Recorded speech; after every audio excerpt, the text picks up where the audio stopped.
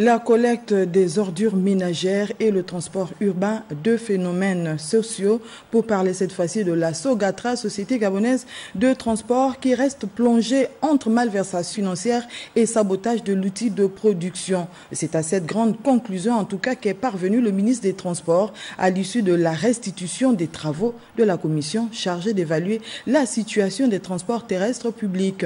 Le reportage de Cabral Guilain-Lemami et Richard Moubiou. 3 mois après avoir été chargé d'évaluer la catastrophique situation de la Société gabonaise de transport, la commission a rendu à la tutelle une copie qui inquiète au regard des difficultés. D'abord, les effectifs flambent par les recrutements massifs, 1050 agents à ce jour, dont plusieurs fantômes, démissionnaires, retraités ou décédés. Ensuite, le parc automobile, parti de plus de 220 bus et taxis-compteurs il y a 5 ans, à moins de 100 maintenant.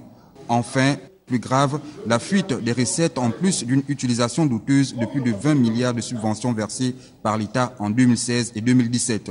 La CNSS et la CNAMGS réclament aussi près de 15 milliards prélevés aux employés mais jamais reversés. Déception pour le conseil d'administration. Sogatra aujourd'hui est sur la sellette parce que tout simplement, les Gabonaises et les Gabonais ont estimé qu'il s'agissait de leur affaire personnelle.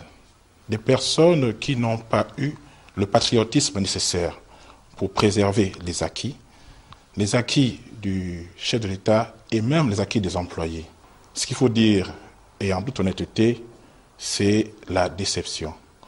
La déception, pas par rapport à l'avenir, mais la déception par rapport à ce qui aurait pu être évité. Également dessus, le ministre des Transports qui veut aller plus loin dans la répression de ce qui apparaît comme un sabotage. Nous avons revu les différents plans d'activité de la Sogatra, partant de la direction générale à la direction financière, la direction technique, maintenance, exploitation.